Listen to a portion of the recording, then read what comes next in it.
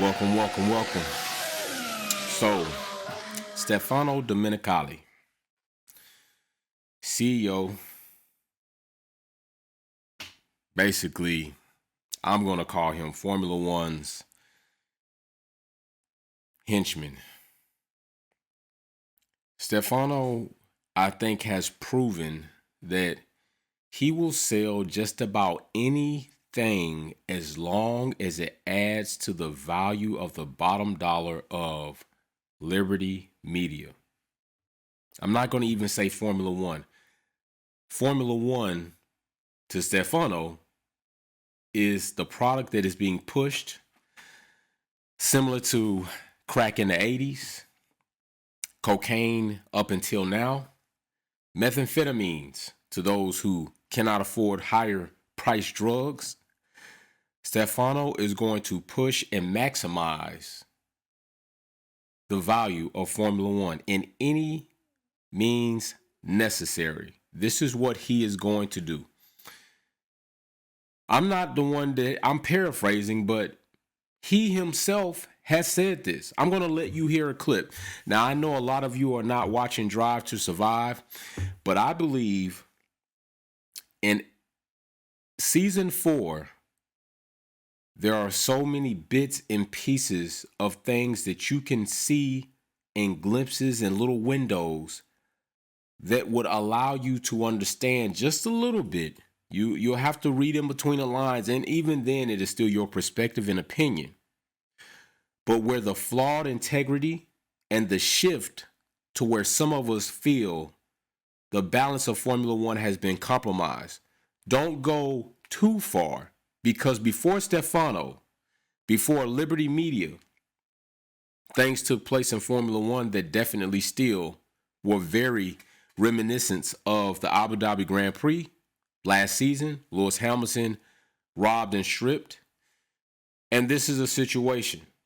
So I'm going to say this right out of the gate. It is not my job, nor my duty, nor my interest to change your perspective or your opinions to mold them to look like or sound like or be like mine. I put information out as a conversation piece. Hopefully, maybe it leads to us finding out something that is actually factual. Some of these things that I list in here are factual, but I give my opinion and my perspective to what I believe they go and lead to. So I'm going to let you hear this clip of Stefano saying what he finds his duty to be in his role. And then we're going to cover a bit more information and my perspective on this situation that has also transpired now in Jeddah with this missile attack on a high value target, Oil Depot, which I'm pretty sure you all know that's the money over there. Oil is the money. So I'm going to let you hear this clip.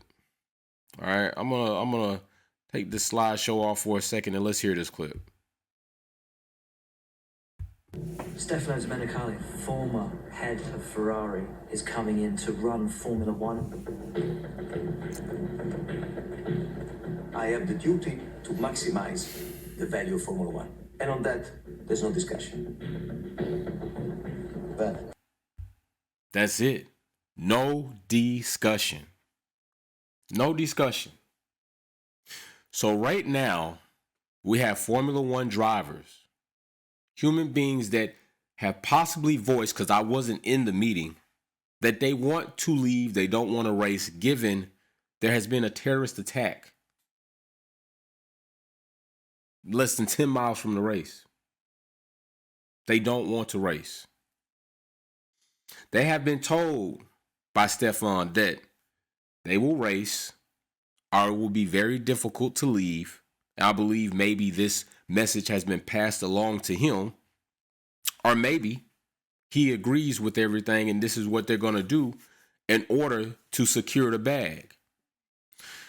But at this point, with that type of statement, I think I feel comfortable saying drivers, analysts, maybe anybody directly connected to Formula One that can impact the money that they will not receive is being held hostage. Stefano Domenicali, I think, has made other horrible and bad decisions on behalf of Liberty Media, which I will add is a United States-based company. There you go. You see them right there. Look at them. Getting fat, right? Since then, we've seen also our generation of the human era champion. Why was this done? Well, I believe it was done for several reasons. We've all heard the White Hope was one of the coined phrases out there now as human era champion.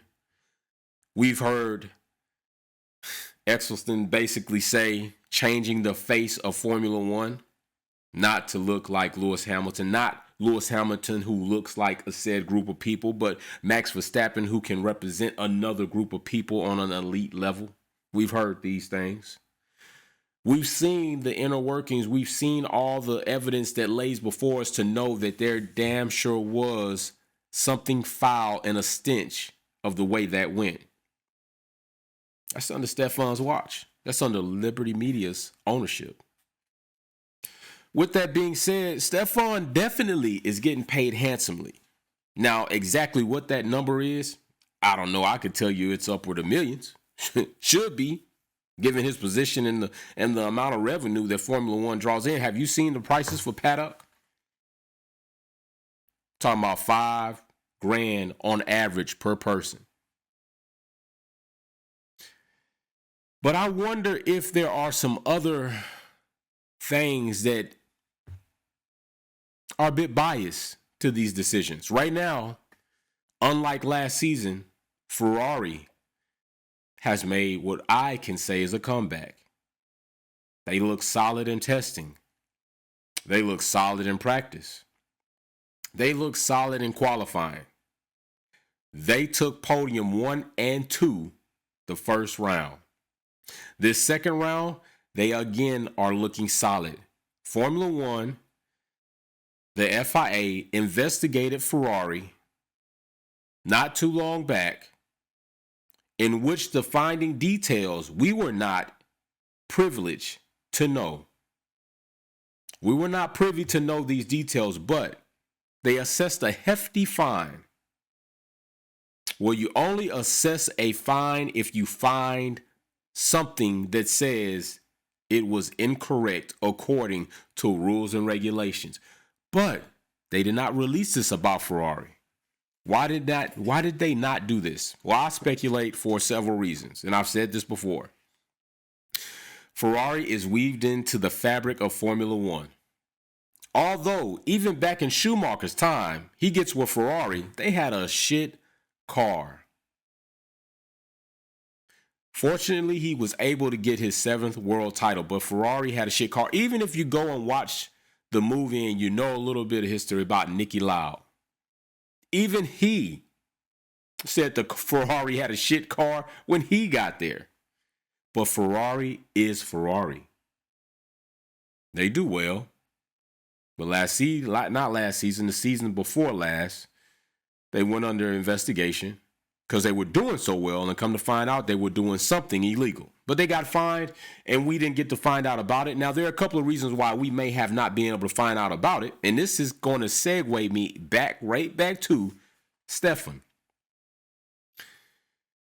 There's this possibility that, one, Ferrari is sewn into the fabric, and we do not want to see the Ferrari team banned, unlike several members involved in the crash gate. That would be horrible. It would ruin what we perceive, what Formula One perceives is the granddaddy of Formula One. Or two,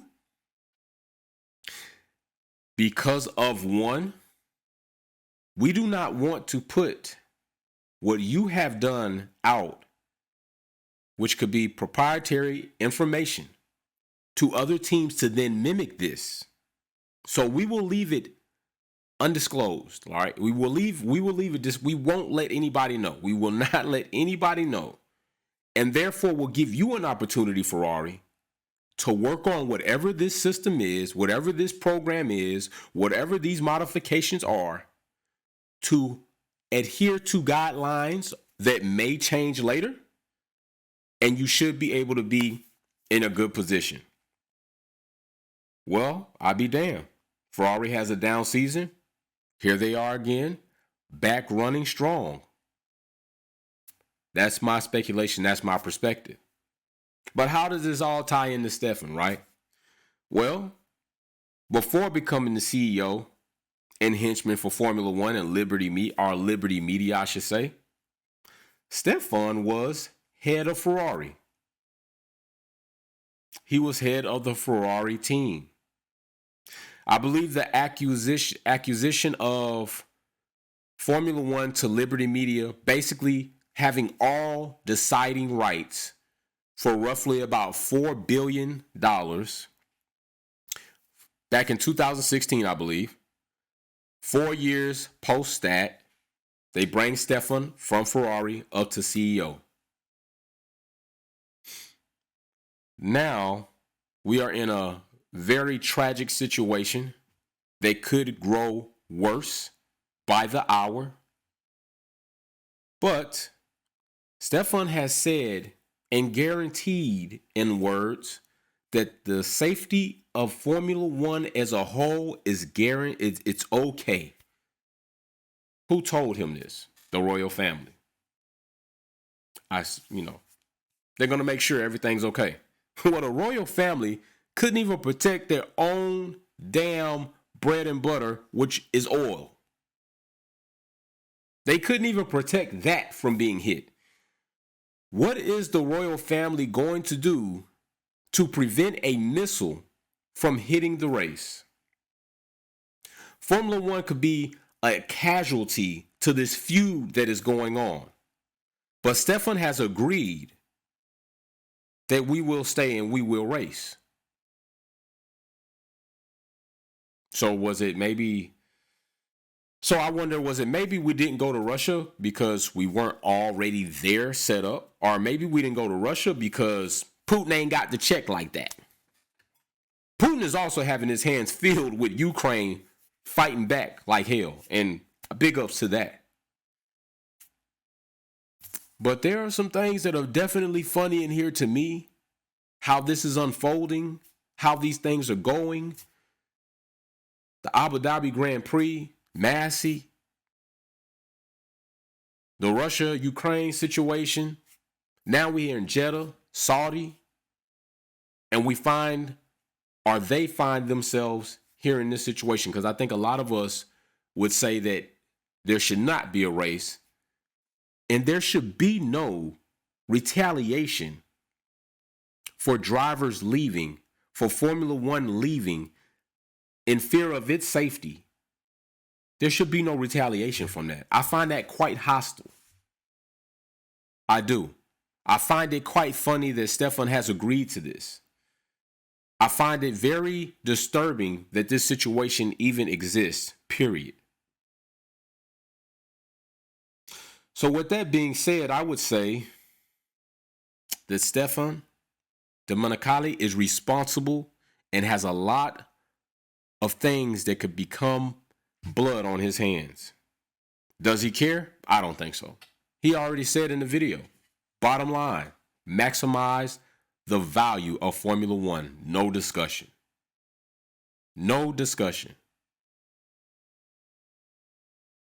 Which would lead me to believe in this meeting, drivers had very little impact. And he probably let them know that.